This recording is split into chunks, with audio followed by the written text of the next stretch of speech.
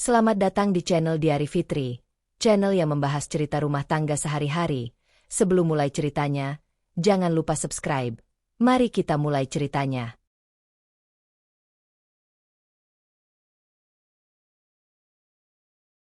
Layar laptop Heya akhirnya meredup setelah angka terakhir terkunci rapi di kolom total. Ruang tamu yang juga berfungsi sebagai ruang kerja itu sunyi, hanya suara pendingin udara yang berdengung pelan, seolah ikut mengantarkan rasa lelah yang menempel di pundaknya sejak pagi. Ia menyandarkan punggung ke kursi, menarik napas panjang, lalu kembali menatap laporan keuangan rumah tangga yang baru saja ia rapikan. Bukan pertama kali ia melakukannya. Tapi entah kenapa, malam ini terasa berbeda. Kolom pemasukan itu menatapnya balik, dingin dan jujur. Gaji bulanan, bonus proyek, honor tambahan. Semuanya atas nama Heya. Ada 1-2 transfer kecil dari Raka, suaminya, tersebar seperti catatan kaki yang nyaris tak terbaca. Jarinya berhenti di mouse. Ia mengulang hitungan, bukan karena ragu pada angkanya, tapi karena ingin memastikan perasaannya sendiri. Hampir semua tabungan mereka berasal dari penghasilannya. Fakta itu tidak baru, namun malam ini terasa lebih berat, seolah baru benar-benar jatuh ke dadanya. Heya menutup file dan menyimpan laptop. Ia bangkit untuk merapikan meja, menata berkas-berkas seperti menata pikirannya sendiri. Sejak menikah, ia terbiasa memegang kendali keuangan. Awalnya karena kebutuhan, lalu menjadi kebiasaan. Raka bilang ia tak keberatan, bahkan sering bercanda bahwa Heya lebih jago urusan angka. Heya menertawakannya waktu itu. Sekarang, tawa itu tak lagi mudah ia ingat rasanya. Jam di dinding menunjukkan pukul 10 lewat. Raka belum pulang. Pintu akhirnya terbuka 15 menit kemudian. Raka masuk dengan langkah santai, menaruh tas kerjanya di sofa, melepas sepatu tanpa tergesa. Wajahnya terlihat lelah, tapi bukan lelah yang gelisah. Lebih seperti lelah yang sudah biasa. Lembur, katanya singkat, seolah itu cukup menjelaskan segalanya. Heya menoleh dari dapur, tempat ia sedang menuang air ke gelas. Makan. Nanti aja. Capek, jawab Raka sambil membuka kancing ke mejanya. Nada suaranya datar, tidak defensif, tidak pula hangat. Netral. Terlalu netral. Heya mengangguk. Ia membawa 2 gelas air ke meja. 1 diletakkan di depan Raka, 1 lagi diminumnya sendiri. Ia ingin bertanya lebih banyak. Tentang lembur apa, dengan siapa, kenapa baru pulang. Namun pertanyaan-pertanyaan itu berhenti di tenggorokannya. Ada kelelahan yang lebih tua dari hari ini. Kelelahan karena terlalu sering menjadi pihak yang memulai percakapan sulit. Raka duduk, meneguk air, lalu bersandar. Besok aku ada meeting pagi. Jangan lupa transfer kartu tambahannya. Saldo hampir habis. Katanya ringan, seperti meminta tolong membeli roti. Kata-kata itu menimbulkan gesekan kecil di dada Heya. Ia menatap wajah suaminya. Wajah yang ia kenal, yang pernah ia percayai sepenuhnya. Tidak ada tanda-tanda gugup. Tidak ada kebohongan yang mencolok. Hanya kebiasaan lama yang berjalan seperti biasa. Iya, jawab Heya akhirnya. Jawaban itu keluar terlalu cepat. Ia menyadarinya sesaat setelah kata itu meluncur. Tapi sudah terlambat untuk ditarik kembali. Raka mengangguk puas, bangkit, lalu masuk ke kamar tanpa menoleh lagi. Seolah urusan selesai. Heya tetap duduk di sana beberapa detik lebih lama. Di dalam kepalanya, angka-angka dari laporan tadi kembali muncul, berbaris rapi seperti saksi bisu. Ia mencoba meyakinkan dirinya bahwa semua baik-baik saja. Bahwa rumah tangga memang soal berbagi peran. Bahwa percaya adalah pilihan sadar, bukan kelemahan. Ia berdiri, mematikan lampu ruang tamu, lalu berjalan menuju kamar. Di ambang pintu, ia berhenti sejenak, menatap punggung Raka yang sudah berbaring membelakangi. Layar ponselnya menyala sebentar sebelum mati. Ada rasa janggal yang mengetuk pelan, belum cukup keras untuk disebut kecurigaan, tapi cukup untuk membuatnya terjaga lebih lama malam ini. Heya berbaring di sisi lain tempat tidur. Ia menutup mata, mencoba memaksa kantuk datang. Di balik kelopak matanya, bukan wajah Raka yang muncul, melainkan kolom-kolom angka yang tadi ia lihat. Ia memilih percaya untuk malam ini, demi ketenangan yang rapuh, demi esok yang tampak normal dari luar. Namun sebelum tertidur, sebuah keputusan kecil terbentuk di benaknya. Nyaris tak ia sadari. Besok pagi, ia akan mengecek ulang semua mutasi rekening. Bukan karena ia curiga, katanya pada diri sendiri. Hanya ingin memastikan semuanya terkendali. Keputusan itu kecil, tapi jantungnya berdetak sedikit lebih cepat saat memikirkannya. Heya bangun dengan perasaan yang belum benar-benar tenang. Keputusan kecil yang semalam ia buat, mengecek ulang mutasi rekening, masih menggantung di kepalanya seperti catatan yang belum dicoret. Ia melakukannya cepat, sambil menunggu air mandi menghangat. Angka-angka itu masih sama seperti yang ia lihat malam sebelumnya. Tidak ada yang aneh. Tidak ada yang janggal secara teknis. Justru itu yang membuat dadanya terasa semakin sempit. Segalanya terlihat rapi, terlalu rapi, seolah hidupnya berjalan di rel yang lurus tanpa retak. Ia menutup aplikasi bank dan menatap pantulan wajahnya di cermin. Tampak baik-baik saja. Selalu tampak begitu. Di kantor, Heya tenggelam dalam ritme yang ia kuasai. Rapat pagi berjalan lancar. Ia menyampaikan laporan dengan suara tenang, memilih kata dengan presisi. Angka-angka yang semalam menyesakannya kini patuh di bawah kendalinya. Di ruangan itu, ia tahu posisinya. Ia dibutuhkan. Ia diandalkan. Setelah rapat, Pak Dion memanggilnya ke ruangannya. Nada suaranya santai, tapi ada keseriusan yang membuat Heya duduk tegak. Presentasimu konsisten seperti biasa, kata Pak Dion sambil menutup map. Aku jarang melihat orang yang seteliti kamu. Proyek kemarin juga rapi.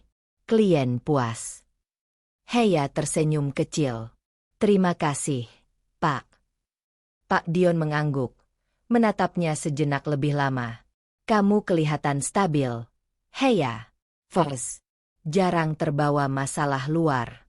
Itu kualitas yang tidak semua orang punya. Kata stabil itu menancap tanpa diminta. Heya mengangguk lagi, tapi di dalam dadanya, sesuatu bergeser. Stabil di luar rumah. Kalimat itu berputar di kepalanya bahkan setelah ia kembali ke mejanya. Ia menyadari betapa berbeda dirinya di kantor dan di rumah. Di sini, ia tahu nilainya. Di sini, ia tidak perlu menjelaskan mengapa ia layak didengar. Sepanjang siang, Heya bekerja lebih cepat dari biasanya. Ada dorongan untuk membuktikan sesuatu, meski ia sendiri tak yakin pada siapa. Ketika jam pulang tiba, ia merasa lelah dengan cara yang lain, bukan lelah fisik, melainkan lelah karena harus kembali ke ruang di mana perannya sering terasa kabur. Di rumah, Raka sudah ada.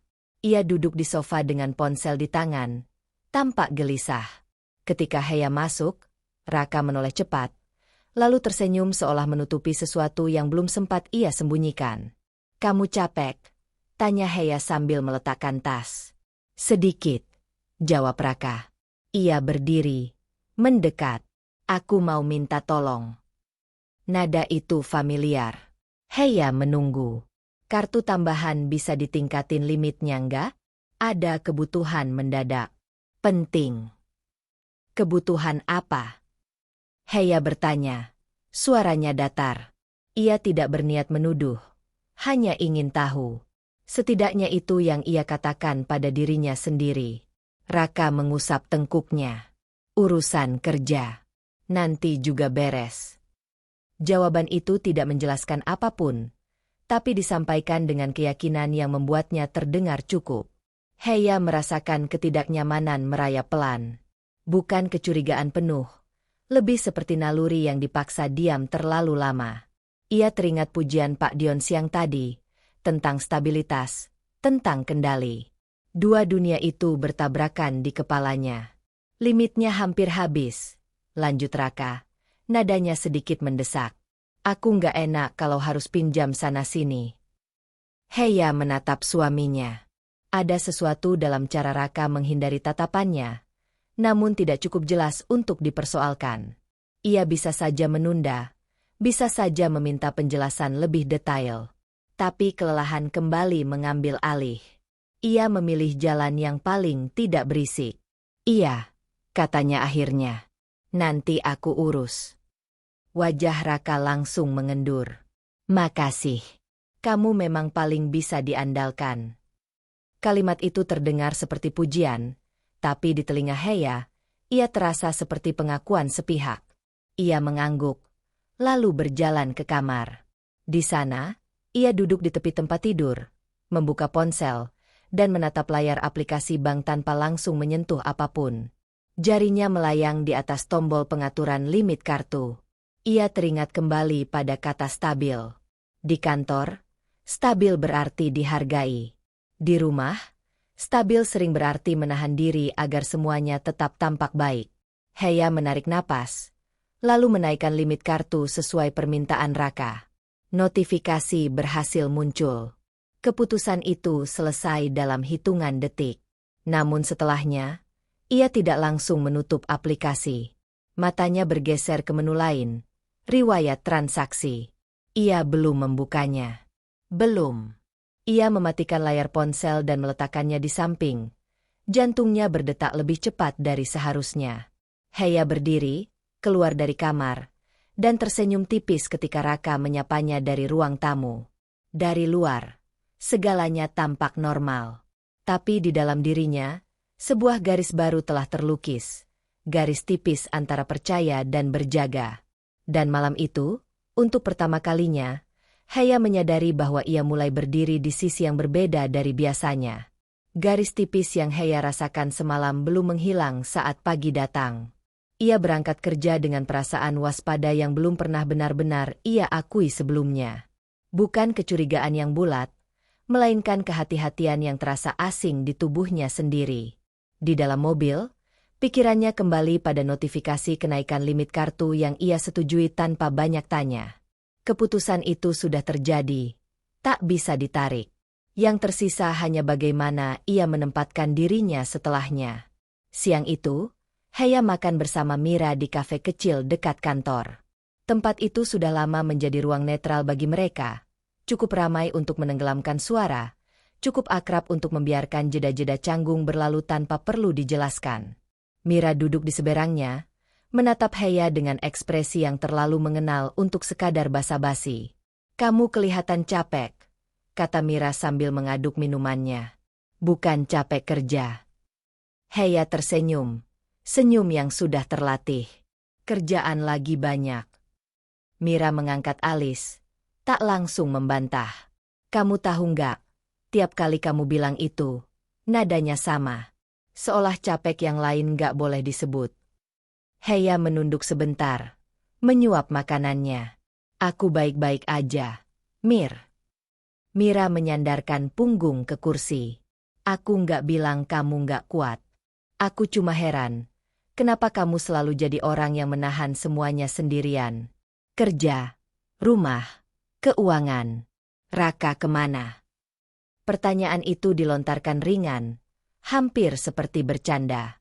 Tapi Heya merasakan dadanya menegang. Ia meletakkan sendoknya, menarik napas pelan.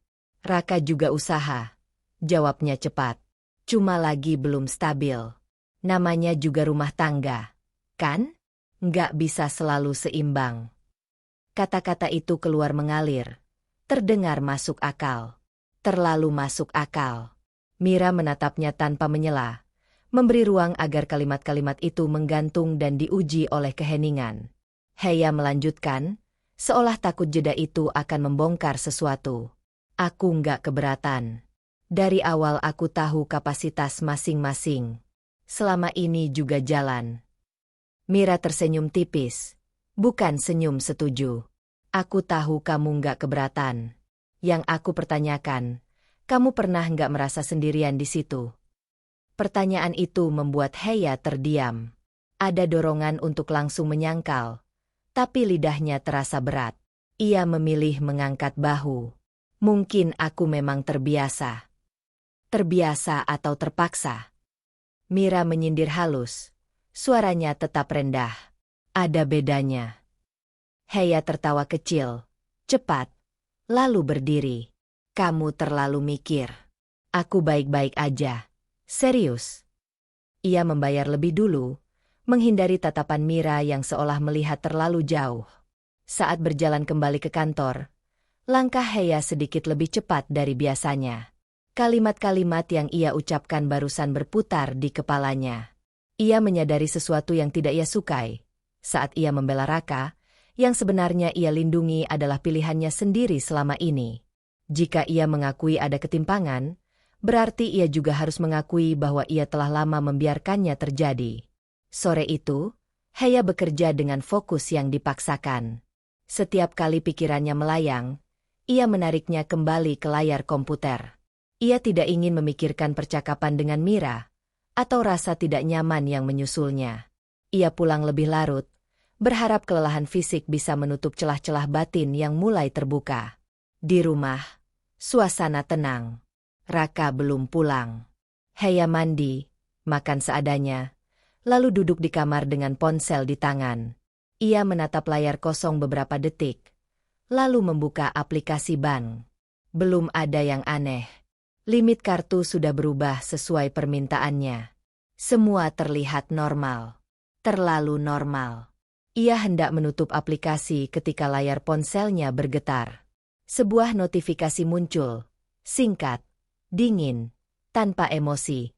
Transaksi berhasil, mata uang asing. Heya membeku. Ia membaca ulang, memastikan matanya tidak salah. Nilainya tidak kecil. Bukan nominal yang biasa ia lihat untuk kebutuhan harian. Jantungnya berdetak keras. Tangannya terasa dingin.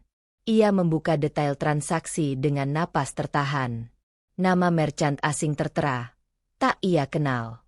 Waktu transaksi. Beberapa menit yang lalu. Heya duduk di tepi tempat tidur. Punggungnya menegang, seolah tubuhnya bersiap menghadapi sesuatu yang belum sepenuhnya ia pahami. Ponsel itu terasa berat di tangannya. Segala pembelaan yang ia ucapkan siang tadi tiba-tiba kehilangan pijakan. Ini bukan lagi soal perasaan yang samar, atau firasat yang bisa ditepis dengan logika. Ada fakta kecil yang kini berdiri sendiri, menuntut diakui. Heya tidak menangis. Ia tidak langsung menelepon Raka. Ia hanya duduk diam, menatap layar, merasakan sesuatu bergeser perlahan tapi pasti di dalam dirinya. Malam itu, untuk pertama kalinya, ia menyadari bahwa menekan rasa tidak nyaman tidak membuatnya hilang, hanya menundanya. Dan sebelum ponsel itu ia letakkan, Heya membuat satu keputusan kecil yang berisiko. Ia tidak akan bertanya malam ini. Ia akan menunggu. Heya tidak tidur nyenyak malam itu. Keputusan untuk menunggu terasa lebih berat daripada yang ia perkirakan. Setiap kali memejamkan mata, notifikasi transaksi asing itu muncul kembali, dingin dan tanpa penjelasan. Pagi datang terlalu cepat. Raka masih terlelap ketika Heya bangun. Napasnya teratur, wajahnya tenang, ketenangan yang terasa asing bagi Heya sekarang. Ia menatap suaminya beberapa detik lebih lama, lalu berbalik tanpa suara. Di dapur, sambil menunggu air mendidih, Heya membuka kembali aplikasi bank. Kali ini ia tidak hanya melihat satu transaksi. Ia menelusuri mutasi rekening dengan lebih teliti, menggulir layar perlahan, seolah setiap geseran jari membutuhkan keberanian baru. Satu persatu detail muncul, dan pola mulai terbentuk. Pembayaran hotel. Nama jaringan internasional.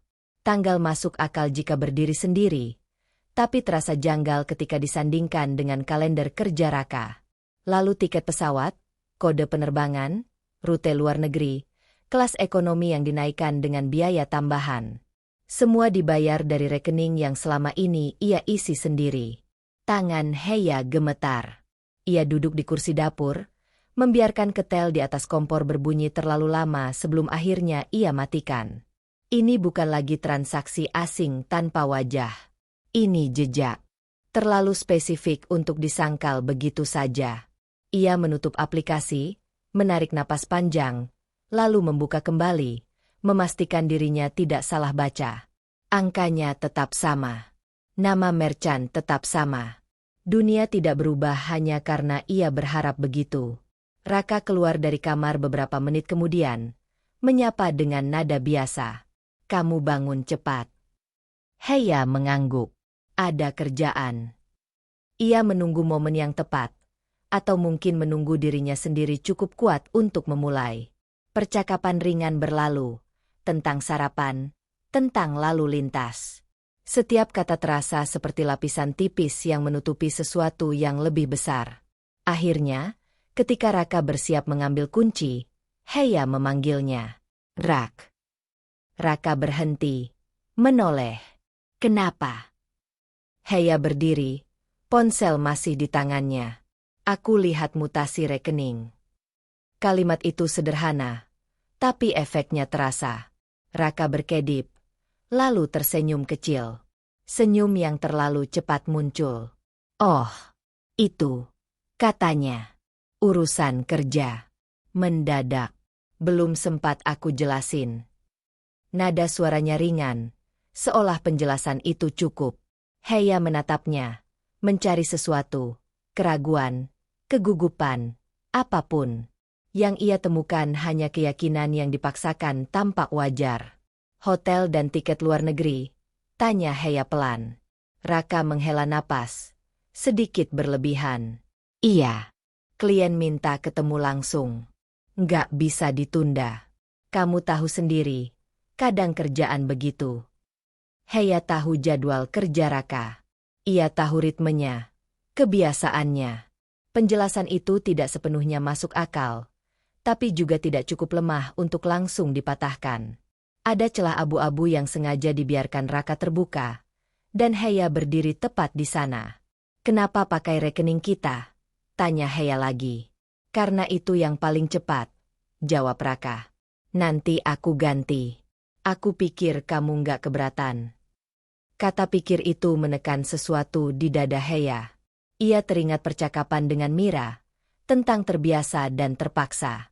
Ia teringat bagaimana sejak awal ia selalu menjadi yang paling cepat, paling siap, paling bisa. Ketergantungan itu tidak muncul tiba-tiba.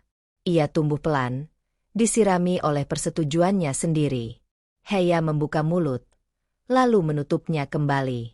Ada banyak pertanyaan yang ingin ia lontarkan. Tentang klien mana, jadwal kapan, kenapa tidak pernah dibahas sebelumnya. Tapi di balik semua itu, ada luka lama yang berdenyut, ketakutan akan menjadi orang yang hanya bernilai karena apa yang ia berikan. Jika ia menekan sekarang, apakah Raka akan melihatnya sebagai ancaman, bukan pasangan? Aku cuma pengen tahu, katanya akhirnya. Suaranya terdengar lebih tenang dari yang ia rasakan. Raka mendekat, menyentuh lengannya singkat.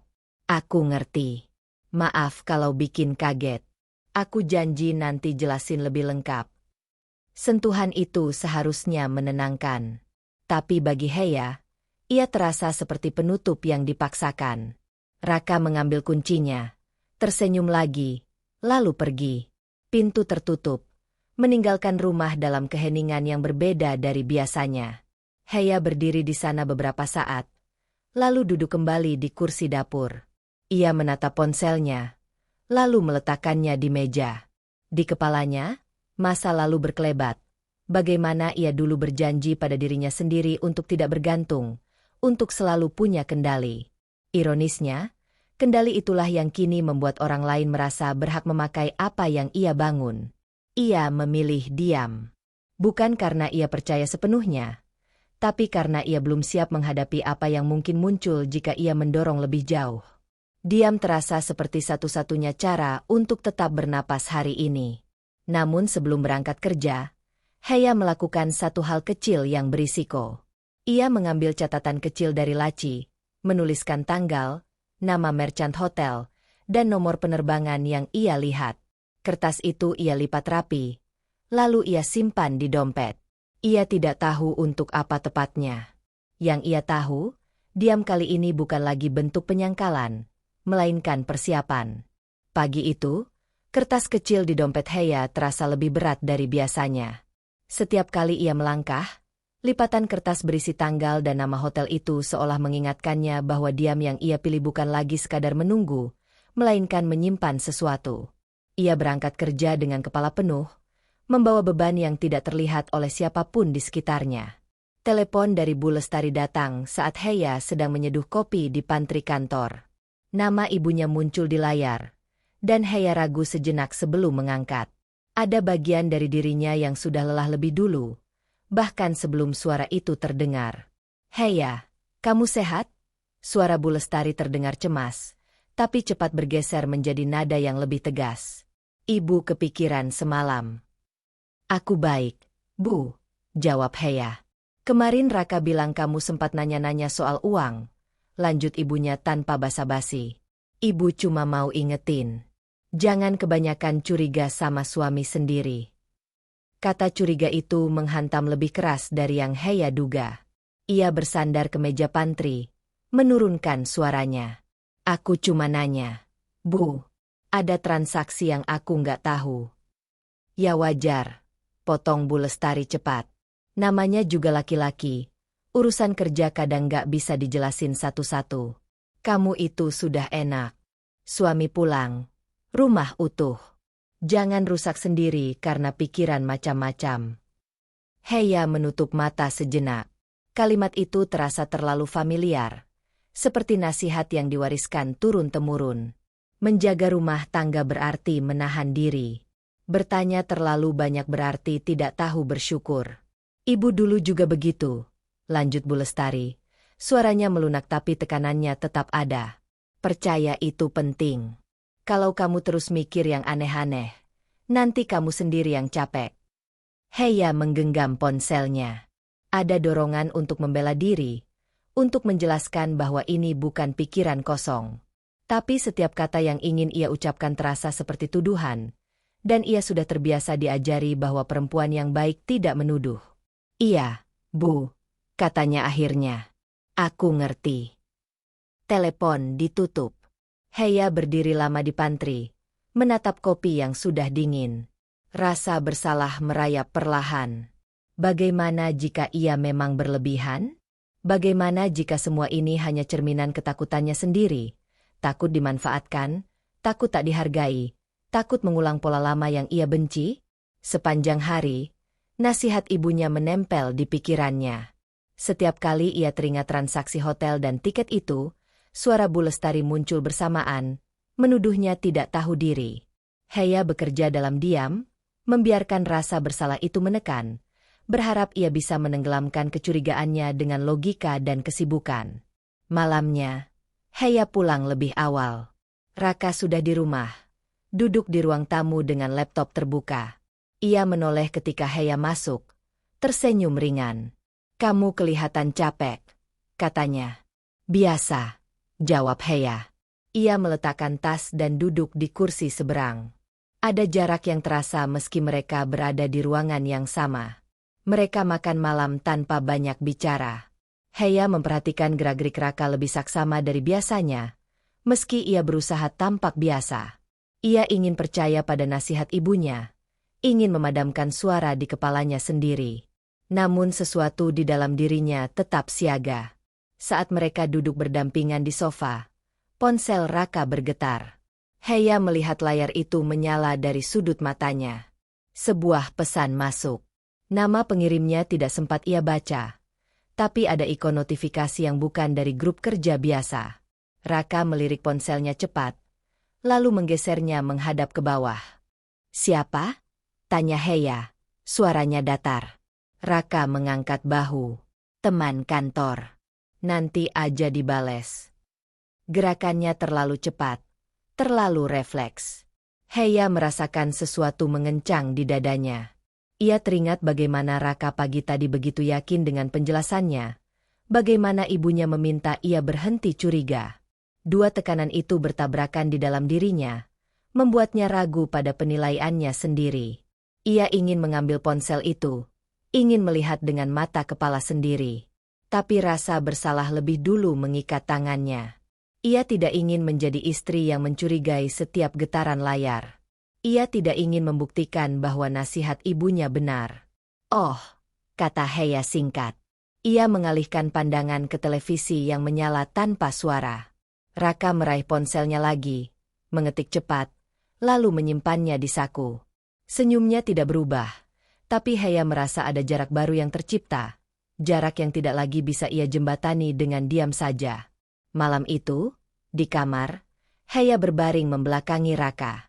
Pikirannya penuh oleh dua suara yang saling bertentangan, suara ibunya yang menyuruhnya percaya, dan suara kecil di dalam dirinya yang meminta untuk waspada.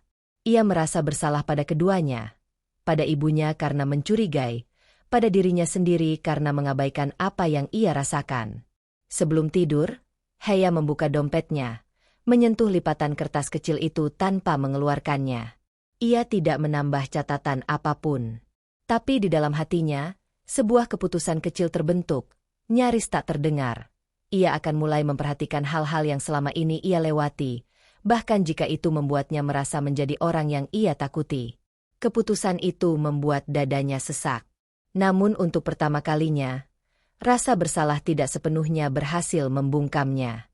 Keputusan kecil yang Heya buat semalam, untuk mulai memperhatikan, mengubah cara ia memandang pagi itu.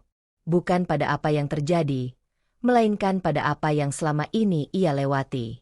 Gerak Raka, pilihan katanya, jeda-jeda singkat yang dulu tak ia beri makna, kini terasa seperti potongan kecil yang menunggu dirangkai.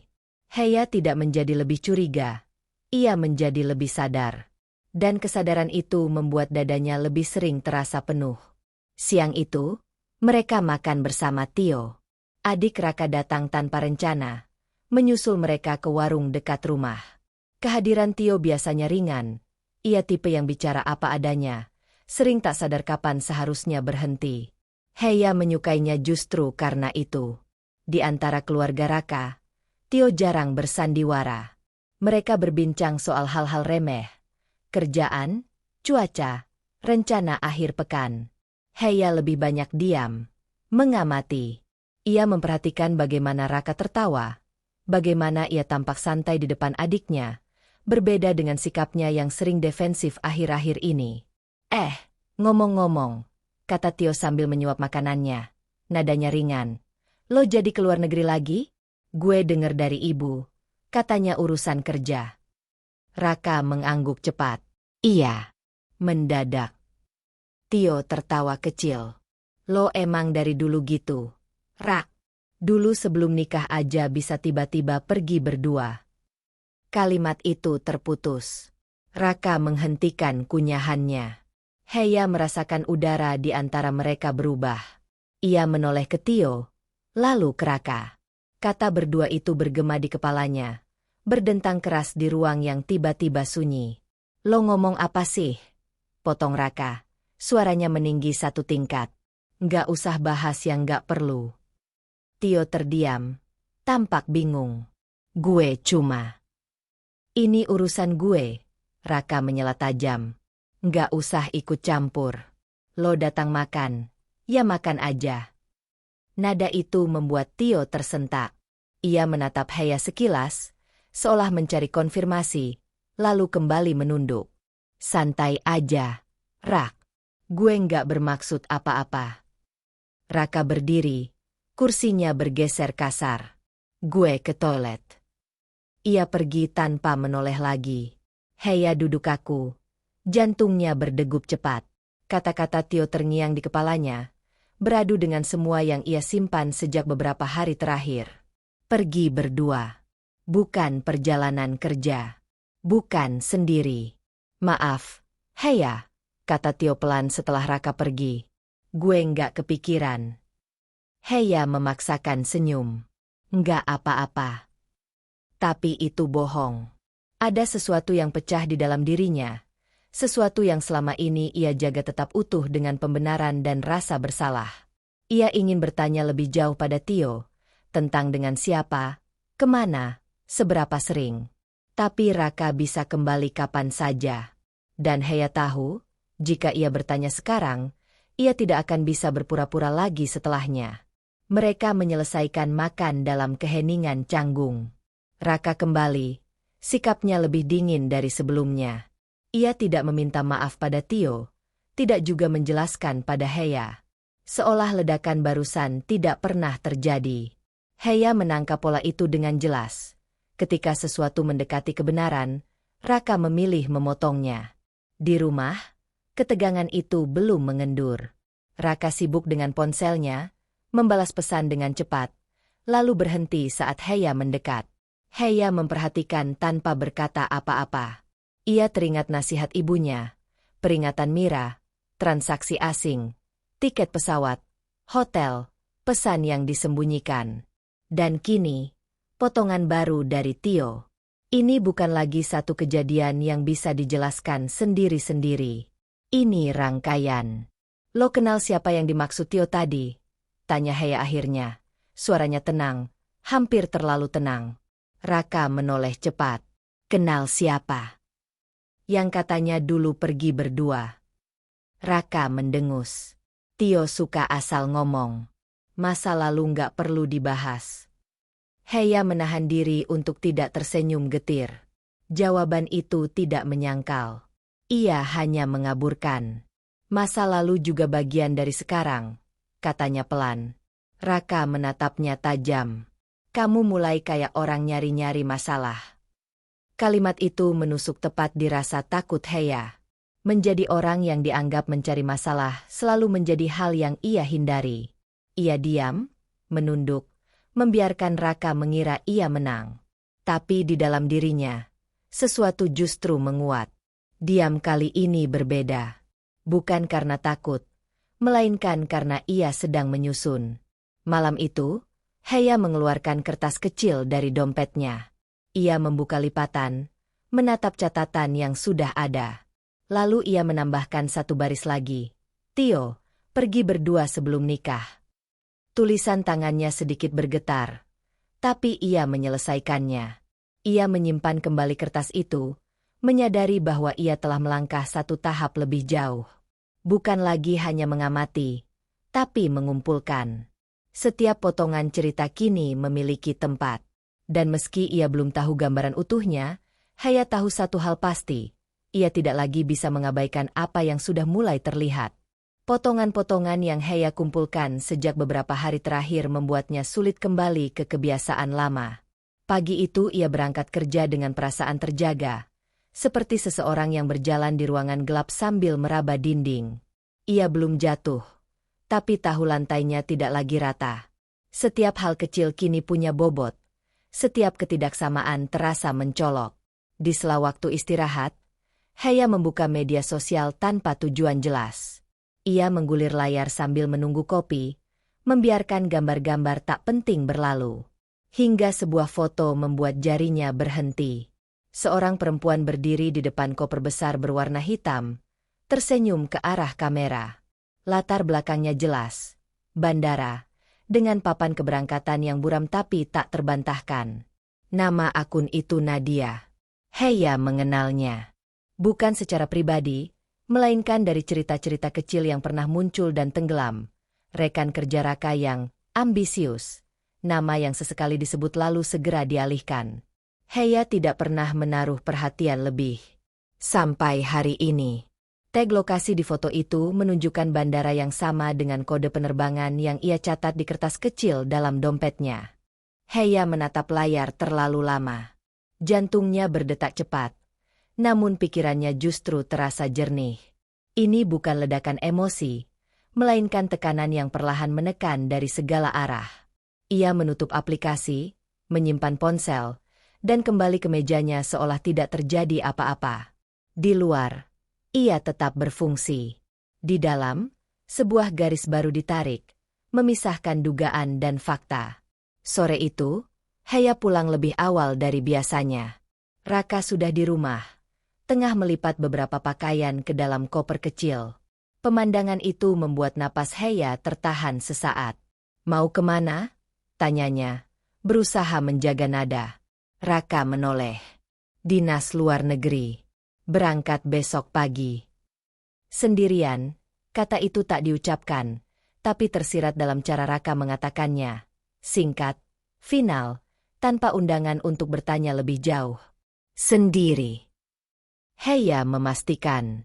Raka mengangguk. Iya. Klien minta cepat. Aku nggak mau kamu ikut ribet. Kalimat itu terdengar seperti perhatian, Tapi bagi Heya, ia terasa seperti tembok. Ia teringat foto Nadia, koper yang sama, bandara yang sama. Dua potongan itu tidak pas ketika disatukan dengan penjelasan Raka. Selisihnya kecil, hampir tak terlihat bagi orang lain. Tapi bagi Heya, ia menganga. "Oh," katanya pelan. Ia membantu Raka melipat pakaian tanpa diminta. Tangannya bergerak otomatis, sementara pikirannya bekerja keras menahan diri agar tidak bertanya terlalu jauh. Setiap kali mulutnya hampir terbuka, wajah Bu Lestari muncul di kepalanya. Nasihat untuk tidak curiga, untuk menjaga rumah tetap utuh. Di sisi lain, catatan kecil di dompetnya terasa seperti denyut nadi. Malam itu, mereka makan bersama dalam keheningan yang berbeda dari biasanya. Raka sesekali memeriksa ponselnya, lalu meletakkannya kembali dengan layar menghadap ke bawah.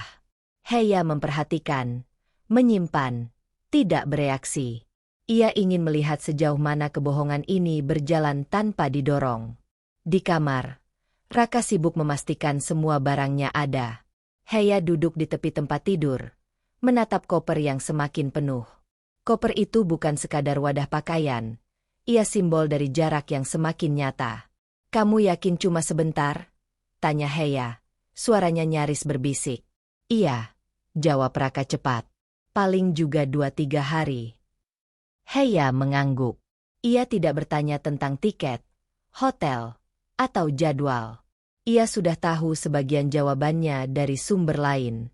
Ketidakcocokan kecil itu, antara foto dan penjelasan, antara koper dan kata-kata, menekan dadanya tanpa henti. Ia merasa bodoh karena berharap masih ada penjelasan yang masuk akal. Saat lampu dimatikan, Heya berbaring memunggungi Raka. Matanya terbuka, menatap dinding gelap. Ia memikirkan Nadia, memikirkan dirinya sendiri. Selama ini, ia percaya bahwa ia cukup kuat untuk tidak takut ditinggalkan, karena ia punya pegangan, pekerjaan, kemandirian, kendali. Namun kini, ketakutan lama itu muncul dengan wajah baru, bukan ditinggalkan, melainkan dipermainkan. Ponsel Heya bergetar pelan. Bukan notifikasi bank kali ini, melainkan pembaruan media sosial. Ia tidak membukanya. Ia sudah tahu apa isinya, dan ia tidak yakin siap melihatnya. Malam itu terasa panjang, dipenuhi oleh pertanyaan yang sengaja ia tunda. Sebelum akhirnya terlelap, Heya membuat satu keputusan kecil lagi, lebih berisiko dari sebelumnya. Besok pagi, sebelum Raka berangkat, ia akan memastikan satu hal, bukan dengan bertanya, melainkan dengan melihat sendiri. Keputusan itu membuat dadanya sesak, tapi untuk pertama kalinya, ia tidak mundur dari tekanan itu. Keputusan Heya semalam tidak memberinya tidur yang utuh. Ia bangun dengan kepala berat, bukan karena kurang istirahat, melainkan karena tubuhnya bersiap menghadapi sesuatu yang sudah ia duga, namun belum sepenuhnya ia terima. Pagi itu, Raka berangkat lebih dulu. Ia pamit singkat, mengecup kening Heya seperti biasa, lalu pergi dengan koper kecil yang kini terasa seperti benda asing di rumah mereka. Heya berdiri di ambang pintu, menutupnya perlahan, dan untuk pertama kalinya ia tidak melambaikan tangan. Begitu mobil Raka menghilang di ujung jalan, Heya mengambil ponselnya. Jemarinya bergerak cepat, membuka pesan dari Mira yang masuk beberapa menit sebelumnya. "Kita ketemu sekarang?" tulis sahabatnya itu. Heya membalas singkat, "Iya." Mereka bertemu di kafe yang sama seperti beberapa hari lalu. Mira sudah menunggu dengan 2 cangkir kopi, ekspresinya serius namun terkendali. Ia tidak langsung bertanya. Ia menunggu Heya duduk dan bernapas. "Apa yang kamu butuhin?" tanya Mira akhirnya. "Bantu aku cek," jawab Heya tanpa berputar-putar. Suaranya tenang, hampir datar. "Aku nggak mau salah." Mira mengangguk. Ia tidak memberi nasihat, tidak menenangkan. Ia mengambil peran yang Heya butuhkan, saksi yang jujur. Heya membuka aplikasi bank, memperlihatkan mutasi rekening yang sudah ia tandai. Mira memperhatikan dengan saksama. Matanya bergerak cepat. "Ini tiket," kata Mira pelan. "Ini hotel. Tanggalnya nyambung." Heya mengangguk. Ia sudah tahu. Tapi mendengar orang lain mengatakannya membuat fakta itu terasa lebih padat, lebih nyata. Mira lalu meminta Heya membuka email konfirmasi yang tersimpan otomatis. Heya ragu sejenak, lalu melakukannya. Di layar, detail pemesanan muncul lengkap, kode booking, rute, tanggal keberangkatan. Mira menunjuk satu baris, lalu baris berikutnya. Ini bukan satu tiket, kata Mira. Ini satu pemesanan untuk 2 orang. Heya menelan ludah. Nama. Mira menggeser layar sedikit. 2 nama tertera berdampingan. Hurufnya jelas dan tak terbantahkan. Raka Pratama. Nadia Suryani. Tidak ada musik dramatis di kepala Heya. Tidak ada tangis yang meledak.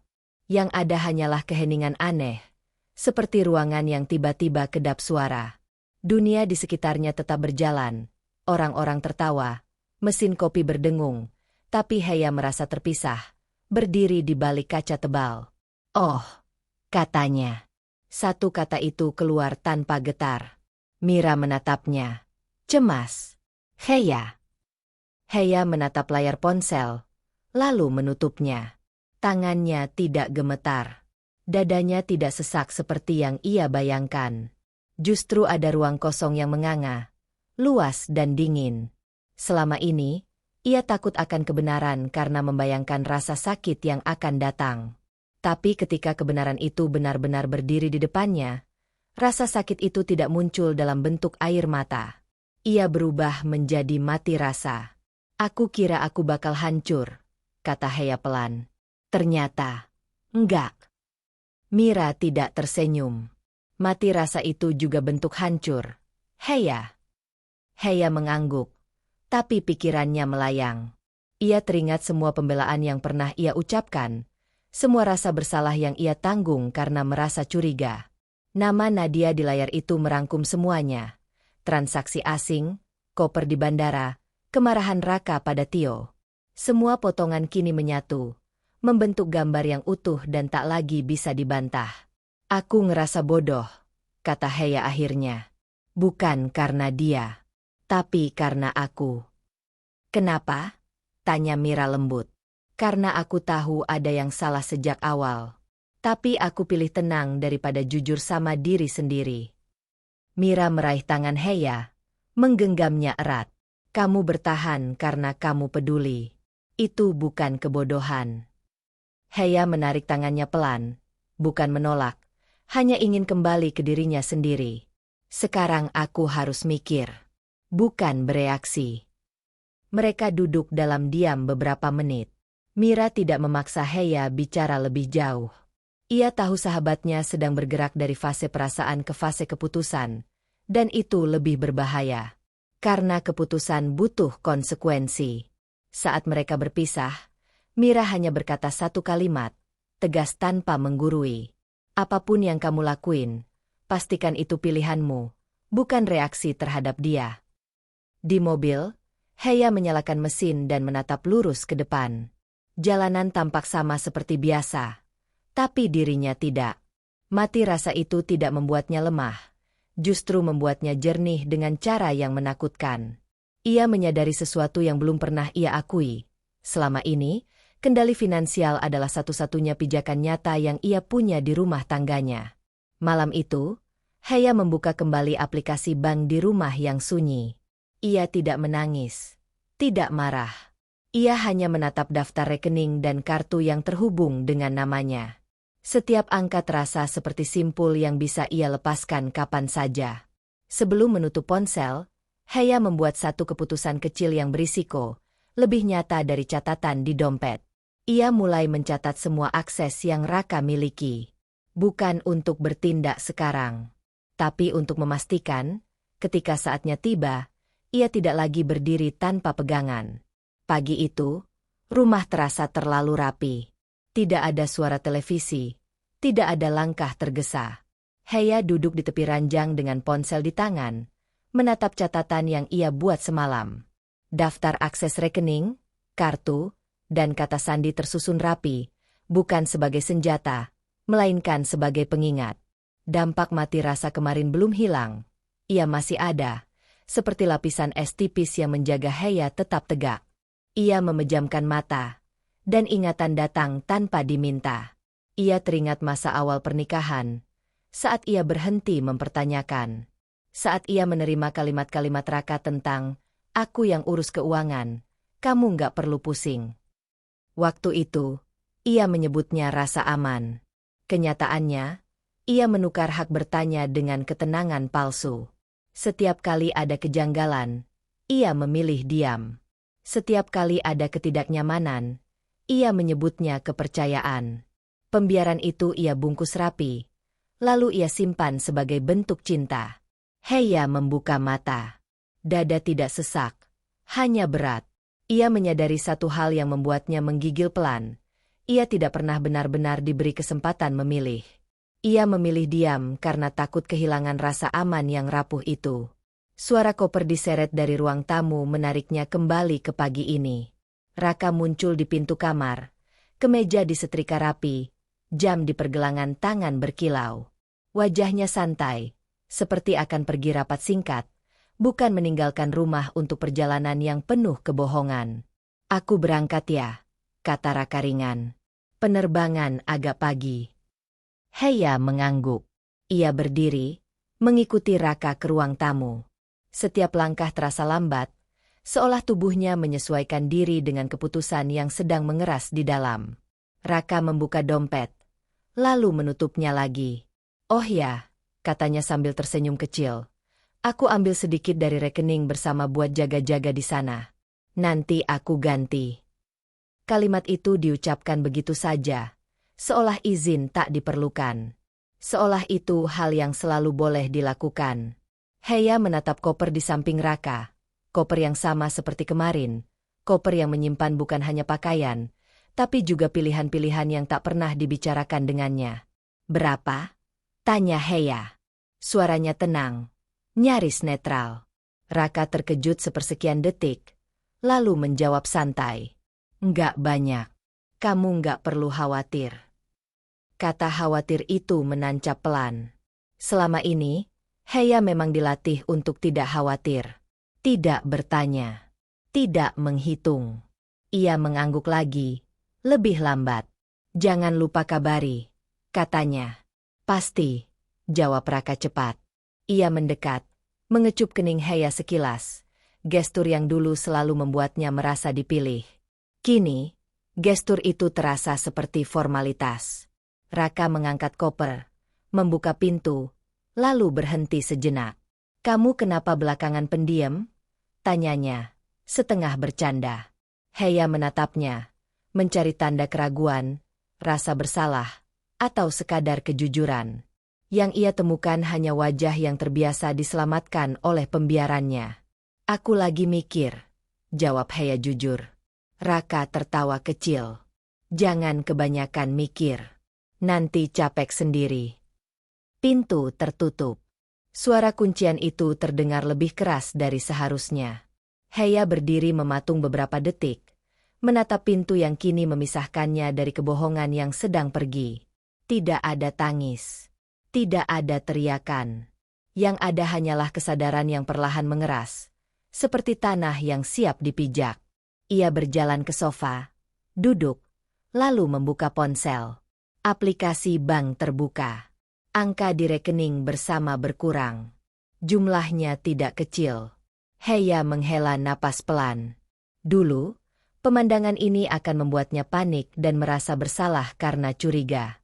Sekarang, ia hanya mencatatnya di kepala. Ini bukan soal uang, pikirnya. Ini soal izin yang tak pernah diminta. Heya teringat nasihat Mira, memastikan setiap langkah adalah pilihannya sendiri. Ia juga teringat Bu Lestari, yang menyuruhnya tidak curiga, seolah rasa tidak nyaman harus selalu dikalahkan demi ketenangan rumah tangga. Heya menyadari, ketenangan yang dibangun dari pembiaran hanya akan runtuh lebih keras. Ia berdiri, menuju meja kecil di sudut ruang tamu. Di sana tersimpan map tipis berisi dokumen pribadi, salinan identitas, buku tabungan atas namanya sendiri yang jarang ia sentuh. Tangannya sempat berhenti di udara, ragu sepersekian detik. Ini bukan keputusan besar. Ini baru langkah awal. Tapi justru itu yang membuatnya berisiko. Heya membuka map itu dan mengeluarkan buku tabungan. Ia menatap namanya tercetak di sana. Rasanya asing dan menguatkan sekaligus. Ponselnya bergetar. Pesan masuk dari Raka. Udah di mobil. Doain ya. Heya membaca pesan itu tanpa emosi, lalu meletakkan ponsel terbalik di meja. Untuk pertama kalinya, ia tidak membalas. Ia meraih tas, memasukkan map tipis itu ke dalamnya. Keputusan itu belum mengubah apapun secara kasat mata. Tapi di dalam dirinya, sesuatu telah bergeser. Pintu sudah tertutup. Dan di balik pintu itu, Heya tidak lagi berniat berdiri di tempat yang sama. Dampak pintu yang tertutup kemarin belum benar-benar reda. Heya duduk di kursinya di kantor dengan punggung tegak. Layar komputer menyala di hadapannya. Angka-angka yang biasanya rapi kini terasa berjejal, seperti berisik tanpa suara. Ia menarik napas, mengetik, lalu berhenti. Kursor berkedip di kolom yang salah. Ia menyadarinya terlambat, nyaris menekan simpan. Jantungnya berdegup cepat. Heya segera membatalkan input, menutup mata sejenak. Biasanya, ia tidak pernah ceroboh. Ketelitian adalah caranya bertahan, caranya merasa berharga. Pagi ini, pikirannya terpecah antara pintu rumah yang tertutup, koper yang pergi, dan map tipis yang kini tersimpan di tasnya. Heya! Suara Pak Dion terdengar dari samping. Ia berdiri dengan map di tangan, ekspresinya tenang, tidak mendesak. Hubungan kerja mereka selalu seperti itu. Jelas, profesional, tanpa intrusi. Heya menoleh cepat. Maaf, Pak, katanya spontan, sebelum ditegur. Pak Dion melirik layar sebentar. Cukup untuk menangkap kegelisahan yang tidak biasa. Ambil waktu istirahat, ucapnya singkat. 10 menit. Kamu kelihatan capek. Tidak ada pertanyaan lanjutan. Tidak ada nada menyelidik. Kalimat itu justru membuat tenggorokan Heya menghangat. Ia mengangguk, berdiri, merapikan meja dengan gerakan yang lebih rapi dari perasaannya. Di lorong, langkahnya melambat. Ia menyadari satu hal kecil namun mengusik. Ia terbiasa diminta menjelaskan. Di rumah, ia harus menjelaskan kecurigaannya agar tidak dianggap berlebihan. Di hadapan Raka, ia harus menjelaskan perasaannya agar tidak disebut drama. Di kantor, ia tidak diminta apapun, hanya diberi ruang. Heya turun ke parkiran bawah tanah. Udara lembab dan dingin menyambut. Aroma oli dan beton basah menempel di hidung. Ia duduk di dalam mobil tanpa menyalakan mesin. Tas diletakkan di kursi sebelah. Tangannya gemetar ringan saat meraih ponsel. Aplikasi bank terbuka. Deretan rekening muncul. Rekening pribadi atas namanya. Rekening bersama. Kartu kredit tambahan. Semua akses itu ada di tangannya. Kesadaran itu menekan dada. Bukan sebagai kemenangan, melainkan sebagai beban pilihan. Selama ini, ia tahu akses itu ada. Tapi ia memilih tidak menyentuhnya. Ia menyebutnya kepercayaan. Kini, akses itu menatap balik, meminta sikap. Heya membuka mutasi rekening bersama. Angka-angka berbaris, rapi dan dingin. Transaksi terakhir, penarikan yang Raka sebut jaga-jaga. Ia menghitung cepat di kepala, mengaitkan dengan biaya hidup bulan ini. Tidak ada kekurangan yang akan terjadi hari ini. Tapi esok, minggu depan? Pertanyaan-pertanyaan itu berputar, menggerogoti ketenangan tipis yang baru ia bangun. Ia beralih ke rekening pribadinya. Saldo yang ia kumpulkan diam-diam selama ini, bukan karena niat menyembunyikan, melainkan karena kebiasaan mengamankan diri, terlihat jelas. Heya menelan ludah. Selama bertahun-tahun, uang itu adalah simbol kemampuannya. Namun ia juga tahu, uang tidak otomatis menjadi keberanian. Ponsel bergetar. Pesan dari Mira masuk. Singkat. Kamu baik-baik saja? Heya tidak langsung menjawab. Ia mematikan notifikasi, meletakkan ponsel di pangkuan. Diam di parkiran ini terasa seperti ruang antara diam yang lama dan langkah yang belum diambil. Ia teringat wajah Raka pagi tadi, santai, seolah semuanya normal. Ia teringat kalimatnya sendiri, aku lagi mikir. Mikir saja tidak cukup. Heya kembali membuka aplikasi, kali ini ke pengaturan akses. Daftar otorisasi muncul. Nama Raka tercantum, penuh. Jarinya melayang di atas layar, berhenti. Ada rasa bersalah yang refleks, suara Bu Lestari yang mengingatkan agar tidak curiga, suara masa lalunya sendiri yang takut dicap berlebihan. Tapi ada juga suara lain, lebih pelan namun tegas, ini tentang batas. Ia tidak menekan apapun. Belum. Sebagai gantinya, Heya membuka fitur notifikasi transaksi. Ia menyadari sesuatu yang membuat napasnya tertahan. Notifikasi real-time untuk rekening bersama belum diaktifkan di ponselnya. Selama ini, ia menerima ringkasan. Tertunda. Terlambat. Seperti dirinya dalam banyak hal. Ini bukan perubahan besar. Ini hanya pengaturan. Heya mengaktifkan notifikasi real-time. Layar meminta konfirmasi. Sekali lagi, jarinya ragu. Ia membayangkan pesan-pesan masuk yang akan datang. Angka-angka yang tak bisa lagi dihindari. Ia membayangkan konflik yang mungkin membesar hanya karena ia memilih tahu. Ia menekan konfirmasi. Bunyi kecil terdengar, hampir tak berarti. Namun di dadanya, tekanan berubah bentuk, dari kabur menjadi tajam.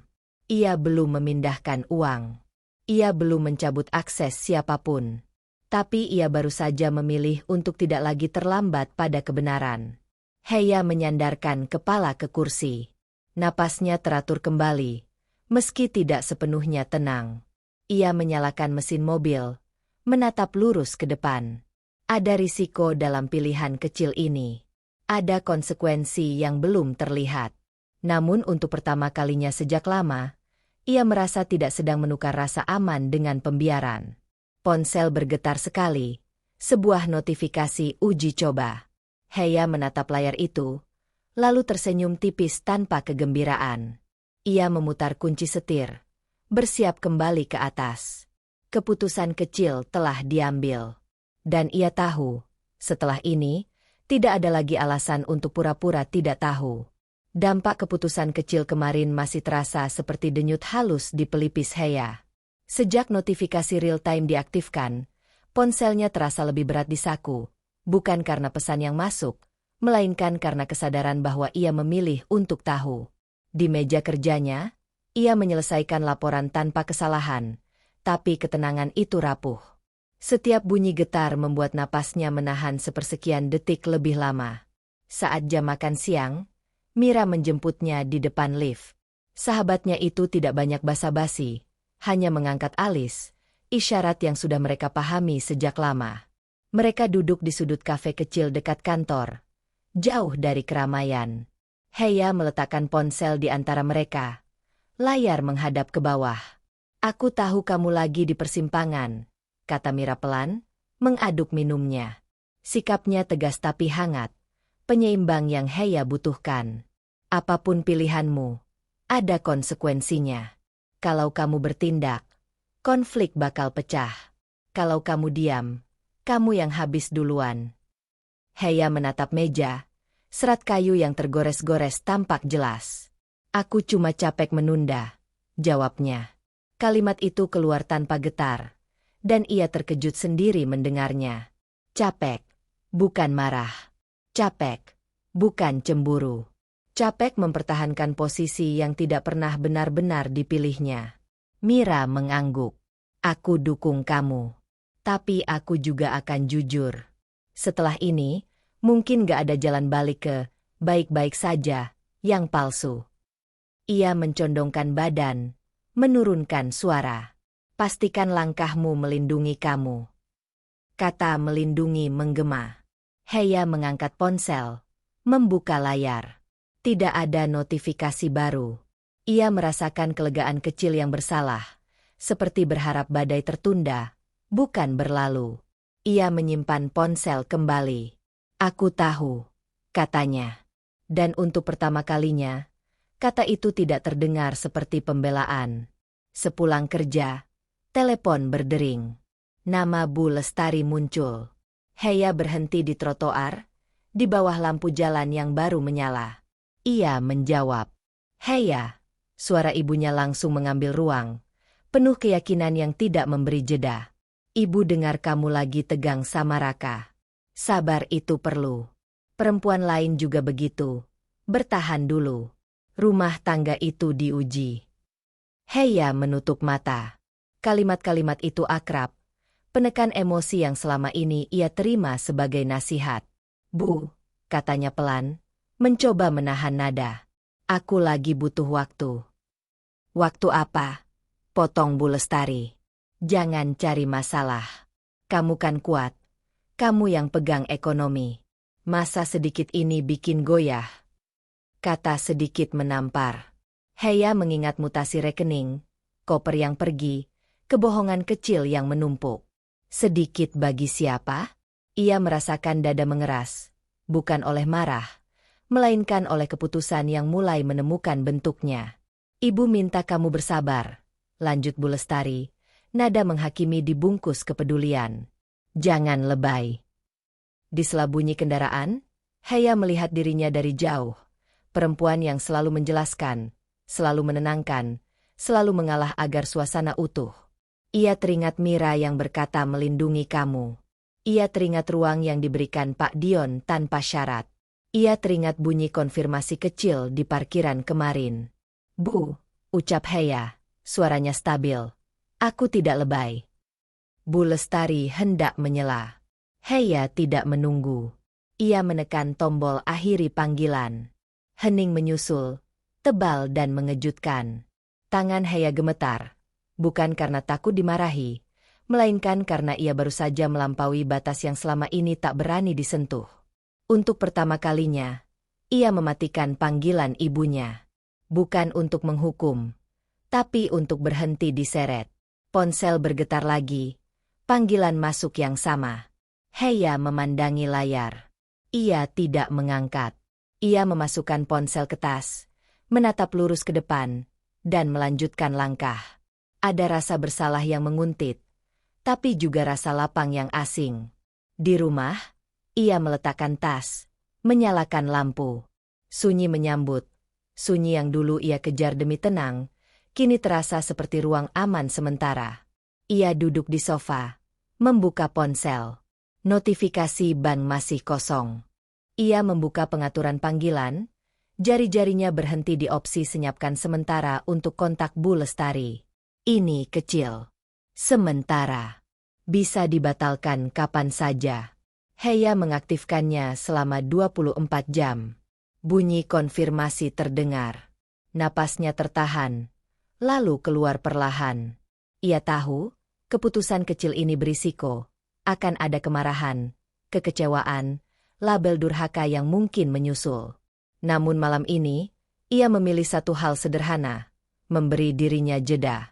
Di meja, ponselnya bergetar satu kali, notifikasi masuk. Heya menoleh cepat. Bukan Bang. Pesan dari Mira. Aku di sini. Heya tersenyum tipis. Ia belum memutuskan langkah besar. Konflik belum meledak. Tapi ia baru saja menarik garis tipis di pasir. Batas yang, sekali ditarik, sulit dihapus. Dampak batas yang ia tarik semalam belum benar-benar mengendap. Heya terbangun dengan dada terasa kosong. Bukan hampa, lebih seperti ruangan yang baru saja dibersihkan dari perabot lama. Ponselnya tergeletak di meja samping ranjang. Sunyi. Ia bangun perlahan, membuat kopi tanpa gula, lalu duduk di meja makan yang terlalu rapi untuk rumah yang jarang dipakai bersama akhir-akhir ini. Ia membuka ponsel. Aplikasi bank menyala, ikon-ikon yang kemarin terasa menatap kini terlihat seperti alat, bukan ancaman. Heya menarik napas panjang, mengingat urutan yang sudah ia pikirkan sejak parkiran kemarin. Rekening bersama, kartu tambahan, otorisasi transaksi. Ini bukan amarah. Ini manajemen risiko. Kalimat itu ia ulangi di kepala, seperti mantra agar tangannya tidak berhenti di tengah. Layar menampilkan daftar rekening yang terhubung dengan namanya. Ia memilih satu persatu, membaca kembali deskripsi akses. Jarinya gemetar tipis, reaksi tubuh yang lebih jujur daripada pikirannya. Ia menekan nonaktifkan sementara. Sistem meminta verifikasi. Ia memasukkan kode. Bunyi konfirmasi terdengar, kecil namun tegas. 1 selesai. Ia beralih ke kartu kredit tambahan atas nama Raka. Ada kilas rasa bersalah yang berusaha menyusup. Ingatannya pada nasihat Bu Lestari, pada wajah Raka yang santai, pada label istri baik yang lama ia rawat. Heya menelan ludah dan menekan blokir. Verifikasi lagi. Kode lagi. Konfirmasi lagi. 2 selesai. Ia melanjutkan ke otorisasi debit otomatis dan akses transfer. Setiap langkah mengubah sesuatu di dadanya. Ketegangan yang tadinya berdenyut kini merapih. Seperti simpul yang dilepas satu persatu. Bukan karena semuanya beres, melainkan karena ia berhenti membiarkan dirinya terbuka tanpa perlindungan. Saat langkah terakhir dikonfirmasi, ponsel bergetar. Notifikasi masuk. Transaksi gagal. Lalu satu lagi. Dan lagi. Heya menatap layar. Deretan notifikasi itu datang beruntun. Seperti ketukan pintu yang tidak sabar. Ia membayangkan lokasi bandara, antrean, mesin EDC, kartu yang digesek lalu ditolak. Ia membayangkan wajah yang berubah dari yakin menjadi bingung. Ada rasa panas singkat di tengkuknya. Bukan puas, bukan dendam, lebih seperti kenyataan yang akhirnya menyusul. Ponsel berdering. Nama Raka muncul. Heya tidak mengangkat. Ia meletakkan ponsel di meja, menatapnya dari jauh seolah benda itu bisa bicara sendiri. Getaran berhenti. Pesan masuk. Kenapa kartunya nggak bisa? Ini mendesak. Notifikasi bank kembali muncul, menyusul pesan itu. Transaksi gagal. Transaksi gagal. Tangannya gemetar lebih keras sekarang. Heya menekan telapak tangannya ke meja, merasakan dingin kayu menembus kulit. Napasnya cepat, lalu ia memaksanya melambat. Tarik, tahan, lepas. Ia tidak membuka pesan berikutnya yang masuk. Ia tahu apa isinya bahkan sebelum membacanya. Desakan, pembenaran, mungkin marah yang disamarkan. Ia memilih membuka pesan dari Mira yang masuk hampir bersamaan. Kamu aman? Tulisnya singkat. Aku ambil langkah. Balas Heya. Hanya itu. Ia tidak menjelaskan. Tidak meminta izin. Ponsel kembali berdering. Kali ini nomor asing. Heya menduga lokasinya. Menebak kepanikan di seberang. Ia menekan senyapkan. Keputusan kecil lain. Cepat. Hampir refleks. Ada rasa takut yang melintas. Takut akan eskalasi. Takut akan cap kejam. Tapi ada juga rasa ringan yang tidak bisa ia sangkal.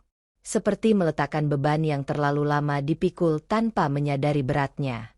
Ia berdiri. Berjalan ke jendela. Pagi bergerak biasa di luar. Orang-orang berangkat kerja. Motor melintas. Hidup berjalan. Heya menyadari betapa jarangnya ia merasa menjadi bagian dari ritme itu tanpa harus menjelaskan dirinya. Napasnya terasa lebih lapang. Dadanya naik turun dengan ritme yang akhirnya miliknya sendiri. Ponsel bergetar lagi. Notifikasi bank berhenti. Sunyi menyusul. Sunyi yang berbeda dari semalam. Ini sunyi akibat tindakan, bukan penundaan. Heya duduk kembali, membuka pesan Raka yang terakhir. Ia membacanya tanpa membalas. Ia tidak perlu. Untuk pertama kalinya, ia tidak merasa wajib meredakan api yang bukan ia nyalakan. Namun di balik lapangan itu, ada bayangan yang tidak ia abaikan. Konsekuensi. Telepon dari Bu Lestari mungkin akan datang setelah ini. Amarah Raka akan mencari jalan lain. Konflik yang selama ini tertahan kini menemukan titik nyala. Heya tidak menutup mata terhadapnya. Ia membuka aplikasi bank sekali lagi, memastikan semua status tetap terblokir. Jarinya berhenti sejenak di opsi buka kembali. Ia menatapnya lama, sebuah jalan mundur yang selalu tersedia. Lalu ia mengunci layar.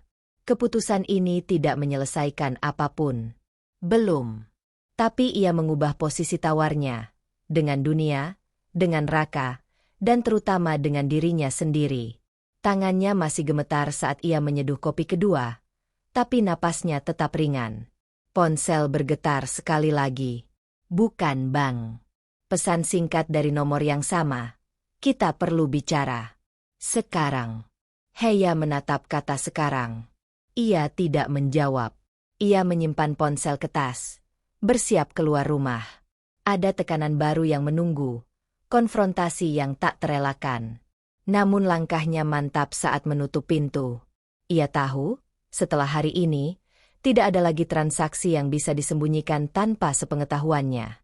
Dan tidak ada lagi batas yang bisa dilanggar tanpa suara.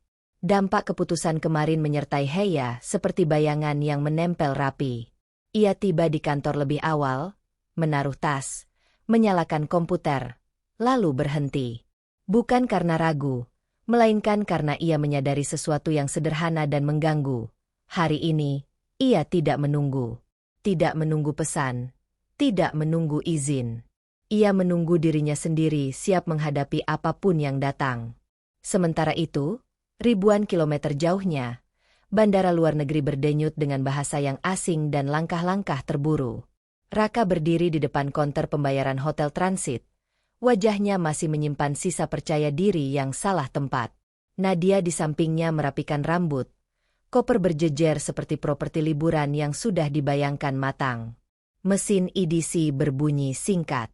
Layar menyala merah. Transaction declined. Raka tersenyum kaku. Coba lagi, katanya. Nada setengah bercanda. Petugas mengangguk. Menggesek ulang. Bunyi yang sama terdengar. Antrian di belakang bergerak tak sabar. Nadia mengerutkan kening. Kenapa? Bisiknya. Cepat. Raka merogoh saku, mengambil kartu lain, kartu tambahan yang selama ini tak pernah ia pikirkan asal-usulnya. Gesek. Merah lagi. Transaction declined.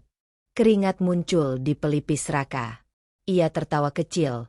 Kebiasaan lama saat terpojok. Sistemnya error, ujarnya kepada petugas, lebih untuk meyakinkan diri sendiri. Petugas menggeleng, menunjuk layar, memintanya mencoba metode lain. Raka menoleh ke Nadia. Tatapan perempuan itu berubah. Dari antusias menjadi tajam. Kamu bilang aman, kata Nadia. Suaranya naik setengah oktav.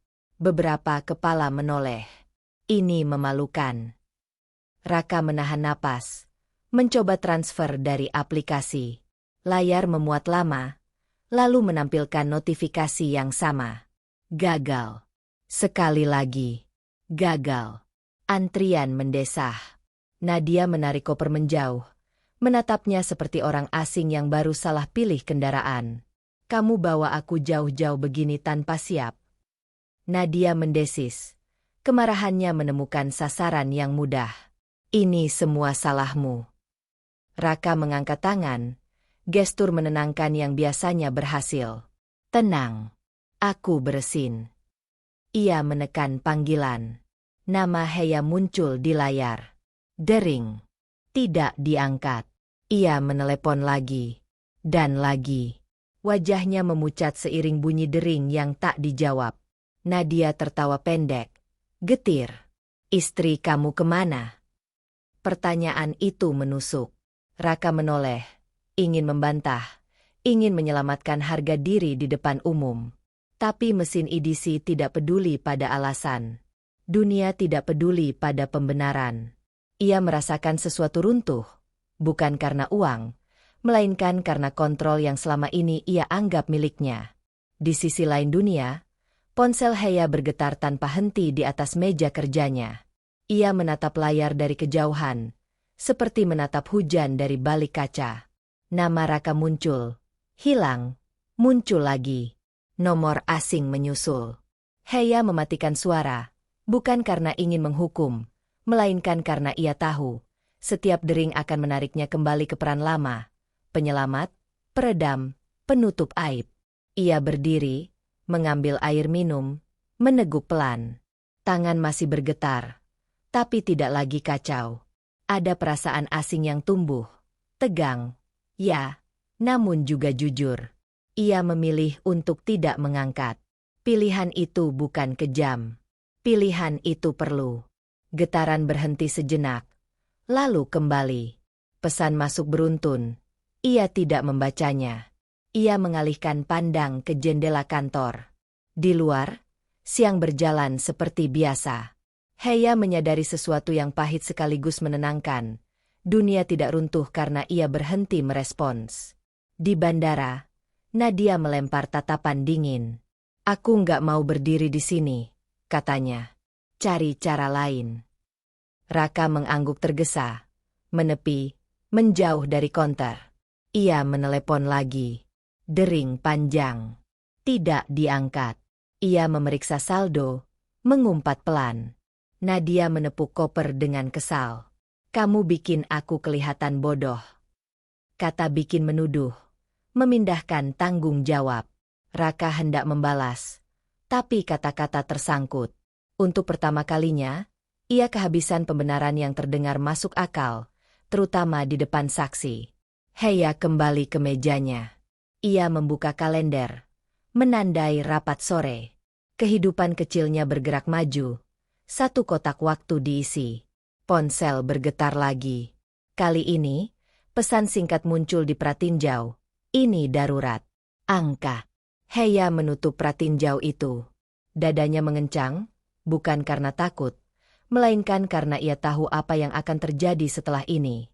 Ada kemarahan yang akan mencari alamat. Ada narasi yang akan berusaha memutarbalikkan fakta. Ada suara-suara yang akan memintanya kembali menjadi penenang. Ia menyimpan ponsel ke laci dan menguncinya. Keputusan itu terasa berisiko. Ia membiarkan kekacauan terjadi di depan umum, membiarkan konsekuensi jatuh pada orang yang selama ini lolos. Tapi di balik risiko itu, ada kejelasan yang menunggu. Jika ia mengangkat sekarang, batas yang baru ia bangun akan runtuh seketika. Di bandara, Raka menatap layar gelap ponselnya, menyadari bahwa panggilan itu tidak akan dijawab hari ini. Nadia menarik napas tajam, melangkah menjauh untuk mencari ATM. Raka berdiri sendiri sejenak, dikelilingi bahasa yang tak ia pahami, menanggung malu yang tak bisa ia alihkan. Di kantor, Heya membuka catatan kecil di mejanya, daftar hal-hal yang ingin ia katakan ketika waktunya tiba. Ia menulis satu baris baru, batas bukan hukuman. Ponsel di laci kembali bergetar, meredam. Heya menarik napas panjang. Tekanan belum selesai. Konfrontasi akan datang. Namun untuk pertama kalinya, ia tidak berlari menuju api. Ia memilih menunggu waktu yang ia tentukan sendiri. Dampak keheningan yang ia pilih kemarin berubah bentuk menjadi sesuatu yang lebih berat pagi ini.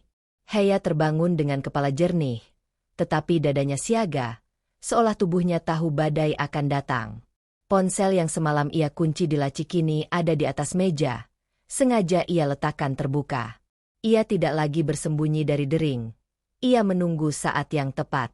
Dering itu datang menjelang siang. Nama Raka menyala di layar. Heya menghirup napas dalam-dalam sebelum mengangkat. Heya, suara di seberang terdengar lebih rendah dari biasanya. Nyaris pecah. Aku butuh kamu. Tolong. Ini kacau. Nada memohon itu bukan hal baru. Raka sering memulainya begitu saat keadaan tidak sesuai rencana. Dulu, kalimat itu akan membuat Heya bergerak cepat, mencari jalan keluar, meredakan. Hari ini, ia duduk tegak, menahan dorongan lama itu. Apa yang kamu butuhkan? Tanyanya tenang. Aksesnya. Jawab Raka cepat. Aku di luar negeri. Semua ditolak. Kamu tahu aku nggak bisa apa-apa tanpa itu. Heya membiarkan jeda. Ia tidak menyangkal fakta, tidak juga membenarkan. Aku tahu, katanya pelan.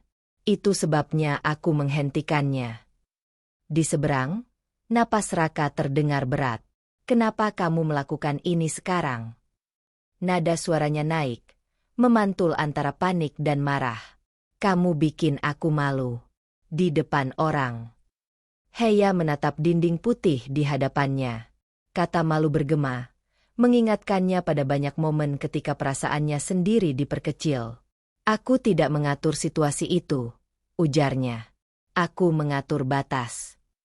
Halah, Raka menyela, kesal. Kamu tahu ini cuma perjalanan kerja. Berhenti, potong Heya, masih tanpa meninggikan suara. Kata itu tegas, sederhana. Aku sudah melihat pemesanan. Nama kamu dan Nadia. Jangan ulangi kebohongan yang sama. Hening sesaat. Lalu Raka tertawa pendek, pahit. Jadi ini tentang itu. Ia beralih cepat.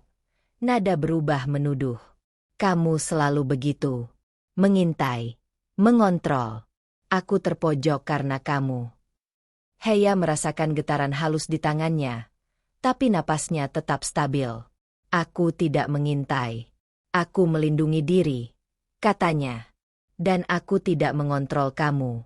Aku menghentikan akses atas namaku. Ini kejam. Heya. Raka meninggi. Kamu tahu aku bergantung. Kamu bergantung pada uangku. Heya meluruskan, suaranya datar. Dan kamu memilih menggunakan itu untuk sesuatu yang kamu sembunyikan. Kata-kata itu jatuh seperti benda keras. Di seberang, Raka tersedak oleh kemarahannya sendiri. Jadi sekarang kamu mau menghukum aku? Kamu pikir kamu siapa? Pertanyaan itu, yang dulu akan membuatnya menciut, kini hanya terasa seperti gema dari kendali yang retak. Aku istrinya, jawab Heya. Dan aku kecewa. Kecewa. Bukan marah. Bukan cemburu. Kecewa karena kepercayaan yang ia rawat sendiri runtuh oleh pilihan Raka, bukan oleh tindakannya hari ini. Raka terdiam, lalu menyerang lagi. Kamu egois. Kamu sengaja bikin aku terlihat bodoh. Nadia. Nadia bukan urusanku. Heya memotong. Pilihanmu yang membawanya ke sana. Aku tidak akan menutupinya. Nada Raka pecah. Kamu nggak punya hak. Aku punya hak atas batas hidupku. Heya menuntaskan, tegas namun tetap tenang. Dan aku tidak akan dipaksa kembali hanya karena kamu panik. Untuk pertama kalinya, Raka kehilangan ritme. Kata-katanya berloncatan, tidak lagi terstruktur. Kamu ini, kamu, ia mengumpat pelan, lalu keras. Aku nggak bisa begini. Kamu harus buka sekarang. Heya menutup mata sejenak, merasakan kesedihan yang akhirnya menemukan tempatnya. Tidak sekarang, katanya. Dan mungkin tidak dengan cara yang kamu mau. Kalau kamu tidak buka, ancam Raka, aku akan. Ancaman tidak akan mengubah apapun, Heya menyela. Aku tidak sedang bernegosiasi. Hening panjang menyusul. Raka bernapas kasar. Kendali yang selama ini ia pegang, dengan suara, dengan desakan, dengan rasa bersalah, tergelincir dari tangannya. Ia tidak tahu harus berkata apa ketika perempuan di seberang tidak lagi mengalah. Kita perlu bicara, katanya akhirnya. Nada melemah. Kita akan bicara, jawab Heya. Saat kamu pulang. Dan saat kamu siap bertanggung jawab, bukan menyalahkan. Jadi kamu biarkan aku di sini? Raka bertanya, nyaris putus asa. Heya merasakan tekanan baru di dadanya. Bukan keraguan, melainkan berat dari keputusan yang menuntut konsistensi. Aku membiarkan konsekuensi berjalan, katanya pelan. Aku tidak menutup pintu. Aku menutup kebohongan. Telepon terputus. Bukan karena Heya menutupnya, melainkan karena Raka kehabisan kata. Heya menatap layar yang kembali gelap. Ada getar halus di lututnya. Sisa adrenalin yang perlahan surut. Ia berdiri, berjalan ke jendela, melihat langit siang yang pucat. Ia tahu ini belum selesai.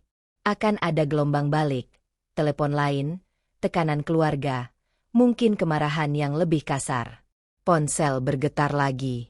Nama Bu Lestari muncul. Heya menatapnya lama. Jarinya melayang di atas layar, merasakan risiko dari setiap pilihan kecil yang ia buat hari ini. Ia tidak mengangkat. Ia juga tidak menolak. Untuk pertama kalinya, Raka telah kehilangan kendali penuh. Dan Heya berdiri di ambang keputusan berikutnya. Lebih besar, lebih sunyi, dan tidak bisa ditarik kembali tanpa mengkhianati dirinya sendiri. Dampak percakapan kemarin masih menggantung di udara ketika Heya bangun pagi ini. Tidak ada dering. Tidak ada pesan baru. Sunyi yang datang bukan lagi sunyi yang menekan, melainkan sunyi yang memberi ruang bernapas. Ia duduk di tepi ranjang, menapak lantai dengan telapak kaki yang dingin, dan untuk pertama kalinya sejak lama, ia tidak merasa dikejar oleh apapun. Ia membuka map tipis yang sudah ia siapkan beberapa hari terakhir. Salinan rekening, catatan transaksi, daftar aset. Tidak ada kemarahan saat membacanya. Hanya ketelitian yang tenang. Ini bukan balas dendam. Ini penataan ulang hidup. Heya menyeduh kopi, lalu duduk di meja makan, menandai poin-poin yang perlu dibereskan. Pemisahan rekening, perubahan otorisasi, penjadwalan pertemuan untuk urusan rumah tangga.